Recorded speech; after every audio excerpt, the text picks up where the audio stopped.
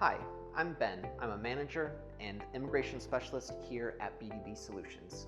Today, we're going to be talking through an EB-3 case that went through consular processing out of Ecuador. The first step in the EB-3 process is taken with the Department of Labor by filing an LC. LC stands for Labor Certification, and it is just an opportunity for your sponsoring employer to show to the Department of Labor that they have taken all of the appropriate steps to be able to sponsor you for your green card.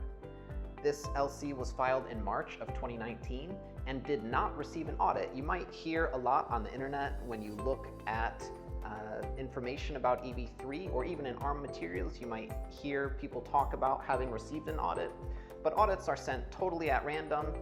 About 1 in 3 LCs receive an audit, but this person was one of the lucky 2 out of 3 who did not receive one at all. Their LC was then approved in May of 2019, and then once you have had your LC approved, you move out from the Department of Labor and you file an I-140 with USCIS. USCIS is the immigration branch of the United States government, and they just check to make sure that your sponsor did actually file the LC with the Department of Labor, to make sure that your sponsor did take all of the appropriate steps they needed to take to be able to sponsor you. And we file those I-140s with premium processing. It's already included in your fees that you pay to EB-3, and it speeds up that process. So you can see this person's I-140 was filed with premium processing in late January of 2020 and was already approved in mid-March of that same year. Once the I-140 is approved, you will then file the DS-260 with the Department of State. When you're working with EB-3, once you get out of that DOL stage, you will be connected to attorneys who will be able to assist you in drafting, in signing, and collecting the documentation that is required for both the I-140 and the DS-260, so that someone is guiding you along the way, the entire way, to ensure the success of your green card application.